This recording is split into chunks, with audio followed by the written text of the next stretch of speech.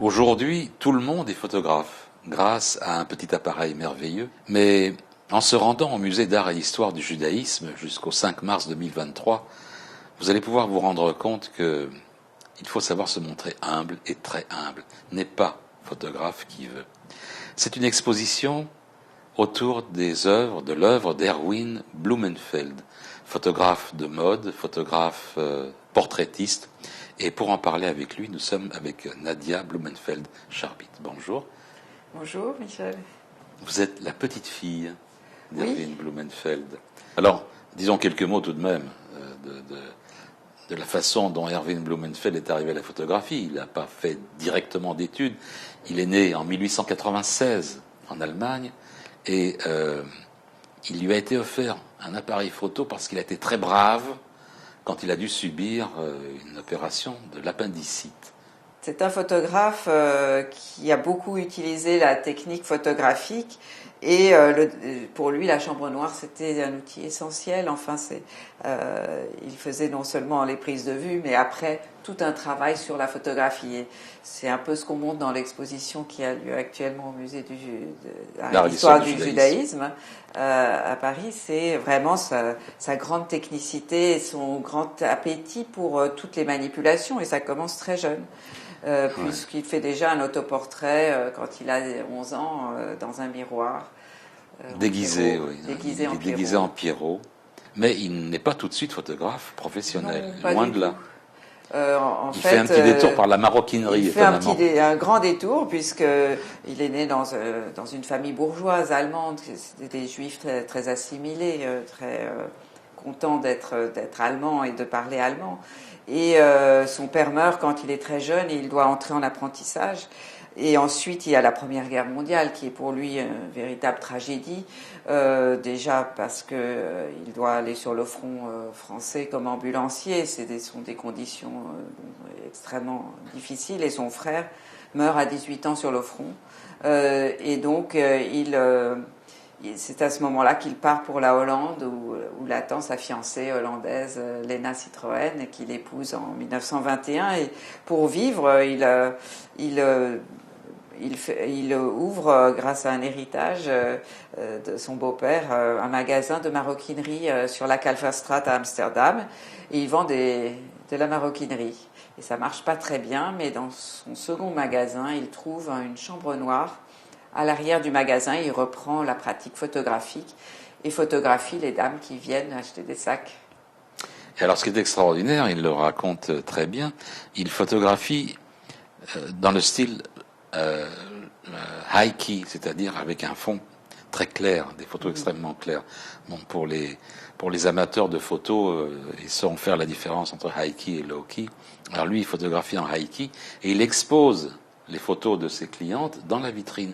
Et, oh miracle, une dame un jour entre, une certaine Geneviève Rouault, qui se trouve être la fille d'Henri Rouault, et elle tombe amoureuse de ses photographies et elle lui dit, venez à Paris, que faites-vous là à Amsterdam, dans votre magasin, à vendre des sacs, vous auriez beaucoup de succès à photographier, je peux vous présenter aux peintres, puisque son père c'est Georges Rouault, donc elle est introduite, elle, dans la société des avant-gardes parisiennes, et à ce moment-là, donc c'est 1935, Paris est une capitale artistique majeure.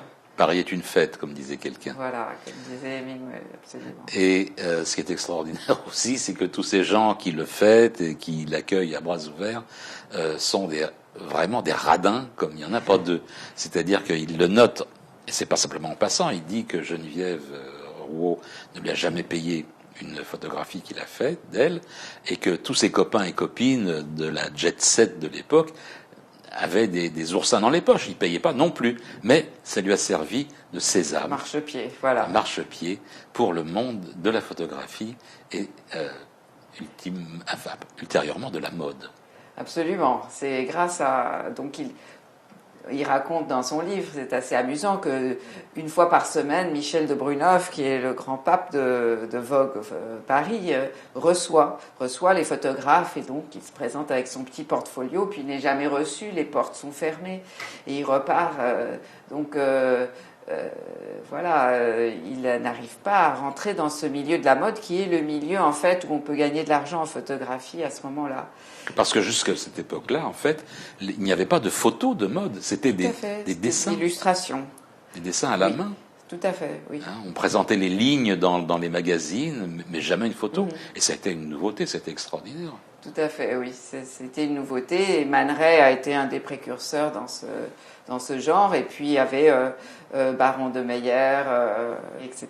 Et attendez, il y avait... je m'arrête un instant. Oui. Man Ray, Blumenfeld, de Meyer, ils n'ont pas quelque chose en commun, ces trois-là, non? Il y avait beaucoup de photographes juifs. Mais il y en a un qui ne l'était pas, c'est Cecil Beaton, un Britannique qui a beaucoup photographié la royauté britannique et qui tombe en admiration devant les portraits qu'a fait Blumenfeld et demande à le rencontrer.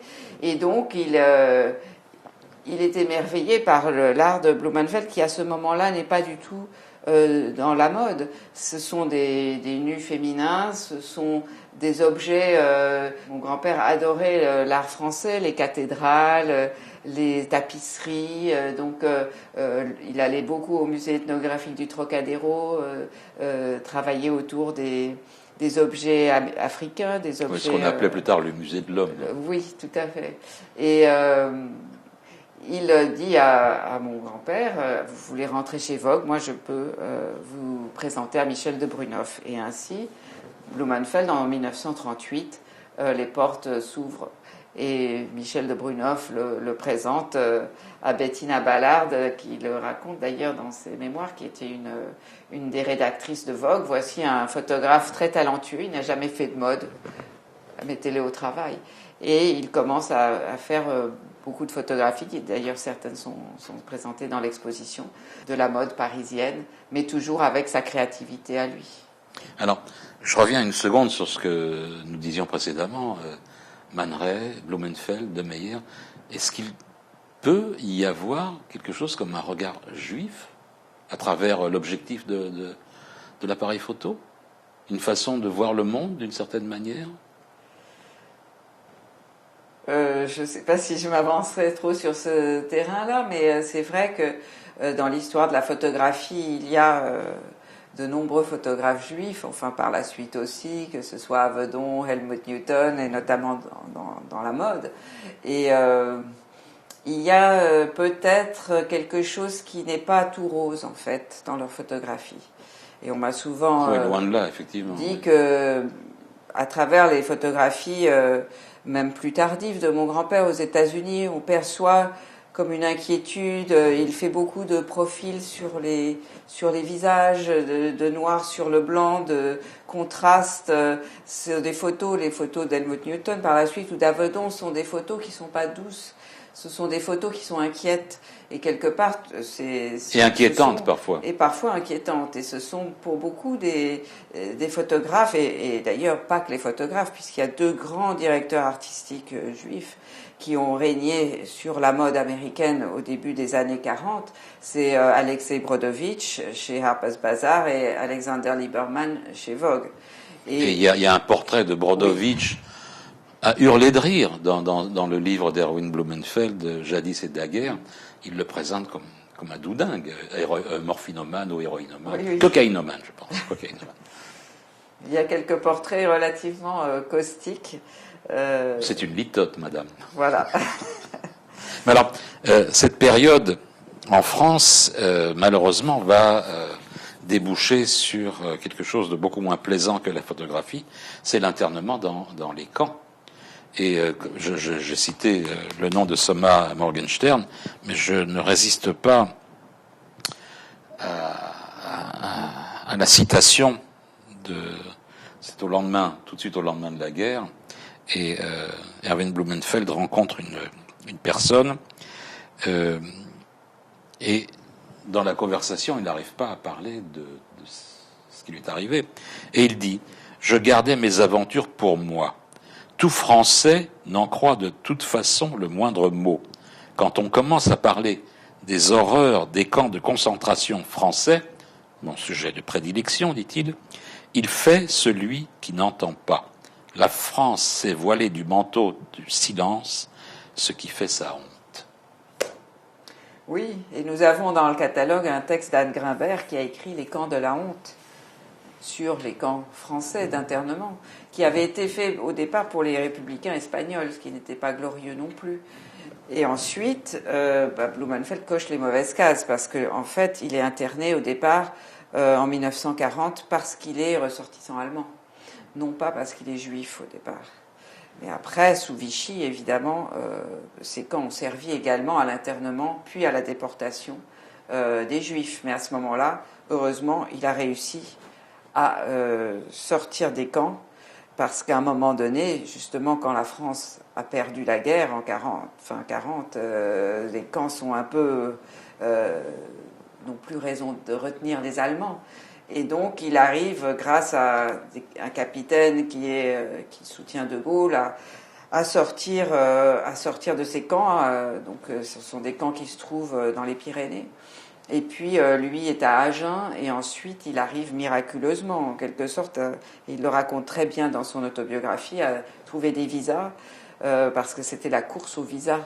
Dans des circonstances assez scabreuses au consulat américain de Marseille. Absolument. Mais nous laisserons nos chers internautes aller voir par eux-mêmes dans le livre d'Erwin Blumenfeld, Jadis et Daguerre, comment il a obtenu ce visa pour lui et sa famille. Et ensuite commence le voyage délirant sur un cargo, puis après une période dans les camps français du Maroc, oui, le départ vers les États-Unis et le départ vers une nouvelle carrière.